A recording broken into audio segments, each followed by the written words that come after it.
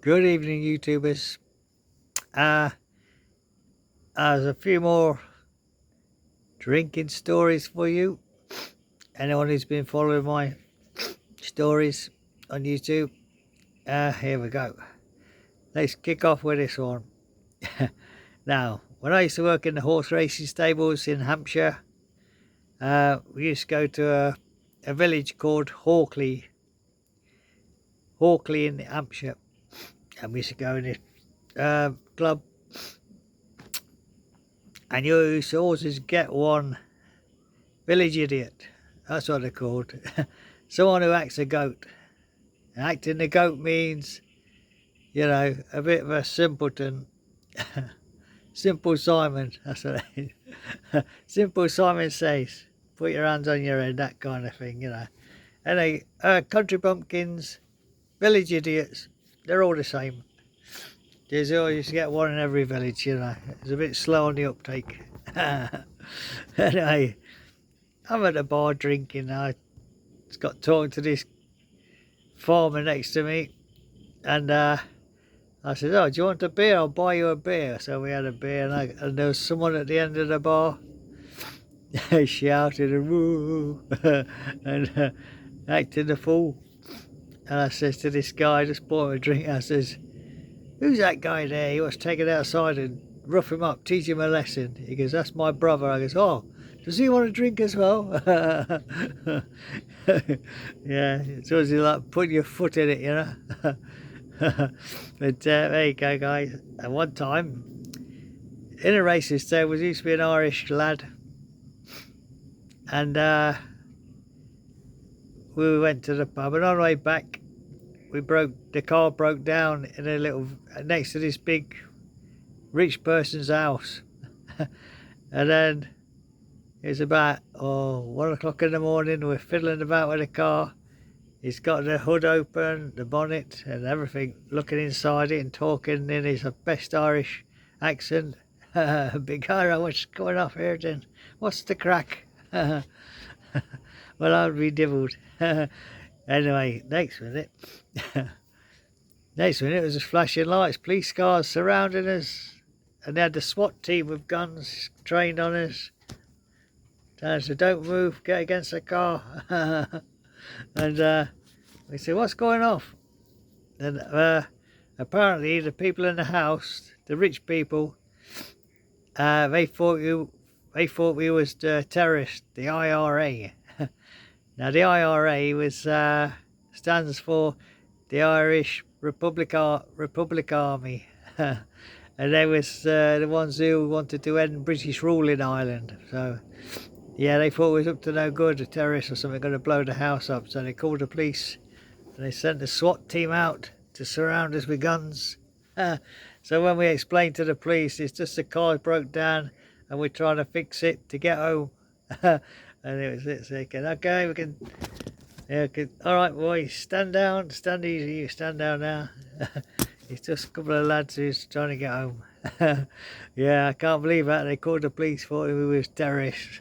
That was in the 70s, that's, But, anyway, guys. And there's another one. I used to work in Oxfordshire in the racing stables. And I used to go out to the pub. That was another long jaunt to walk 2 miles to the pub. And in this pub, he used to call me Buddy Ollie because I used to wear glasses and that. Like, but these ones, the glass I used to wear was big black glasses like that, like that. And they used to call me, but here's Buddy Ollie, Buddy Ollie. Buddy Ollie, the singer in the 60s. He used to sing that Peggy Sue, didn't he? Peggy Sue, Peggy Sue, pretty, pretty, pretty little Peggy Sue. Anyway, yeah, that's my nickname there, Buddy Ollie, because you used to get a nickname in the racing stables. And Buddy Ollie was mine. So here comes Buddy. Buddy with a Uddy. Anyway, guys, and this is my first week there in the stable, so I wasn't really sure of a location. I remember getting to the pub after a few beers. I don't remember getting home. All I remember is I come out the pub door and there's like 3 roads. 1, 2, 3. And I thought, oh, I forgot which road it is to go back to the racing stables. So I thought, maybe I think it's this one. So I took the one on the far left. And I was going further and it's getting darker and darker. And I kept seeing shadows on top of the edge. You know these gardeners who, they make their edge into shapes like peacocks and round balls. I think, what do they call it? Topiary. Topiary, is it? You know where you get your bush and you trim it around into a shape of something. And yeah, they look like evil monsters as I was getting dark and the moon was shining down on them. What's that? And I was walking and walking. I thought, no, this is not the road. So I went back to retrace my steps. So I thought, let's take the middle path, see if this is the one.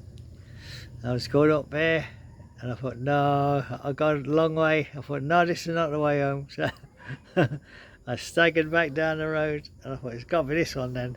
And I picked the last road.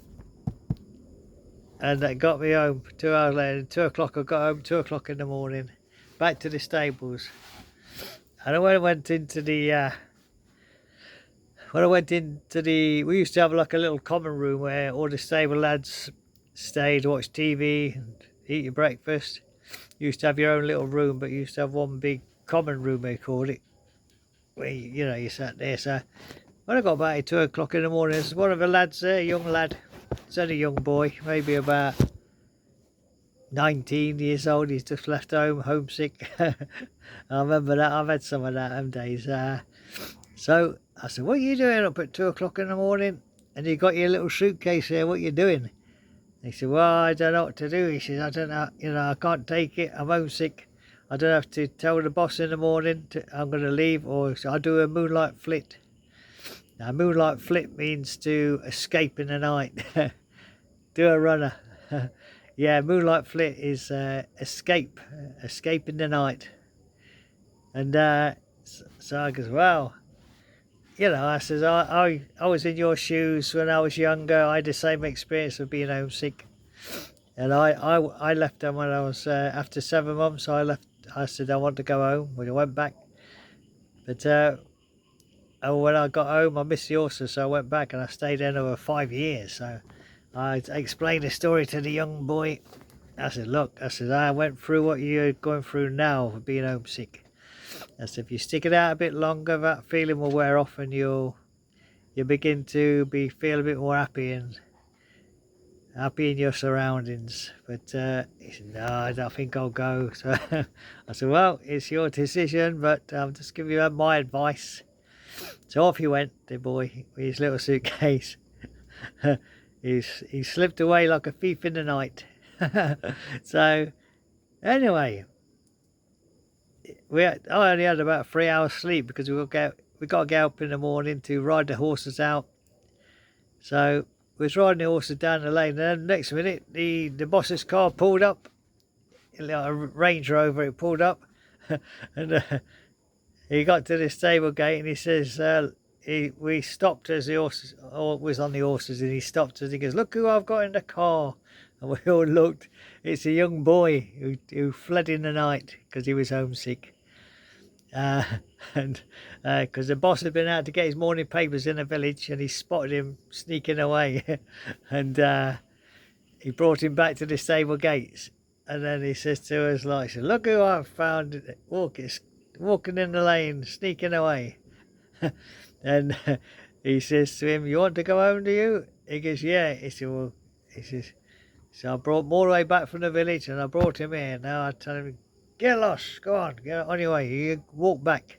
Which I think was a bit cruel for a young lad like that, because a lot of young boys, I feel homesick when they go away to work in the racing stables. They leave their homes and that. But anyway, guys, this has gone on long enough. I better stop now. But I hope you enjoyed them few little stories. And I will say, enjoy your Sunday evening, what's left of it. And have a great week. Have a great week ahead. Monday tomorrow, if you're working, I know the feeling. I'm retired now, so I don't have to have that worry anymore of getting up for work. But if you have got to go to work tomorrow, grab a hole, have a nice week, and don't work too hard, because I never did. But anyway, guys, this is Captain Davey saying sayonara, baby. Okay, guys, 10 minutes long. Oh, who will last it out? 10 minutes. Take up a challenge. Watch 10 minutes. Okay, guys, thank you for watching. God bless you all, and stay safe. Bye bye.